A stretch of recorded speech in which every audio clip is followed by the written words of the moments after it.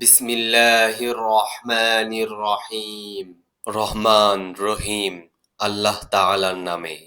কুল আউযু বিরাব্বিল ফালাক।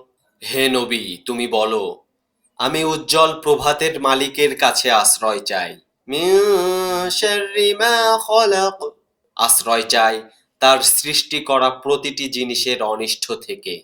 ওয়া মিন শাররি গাসিকিন ইযা ওয়াকাব। আমি আশ্রয় চাই রাতের অন্ধকারে সংঘটিত সব অনিষ্ট থেকে, বিশেষ করে রাত যখন তার অন্ধকার বিছিয়ে দেয়। ওয়া মিন শাররিন নাফাসাতি ফিল উকদ। আমি আশ্রয় চাই গিরায় ফুঁক দিয়ে জাদুটোনাকারিনীদের অনিষ্ট থেকে।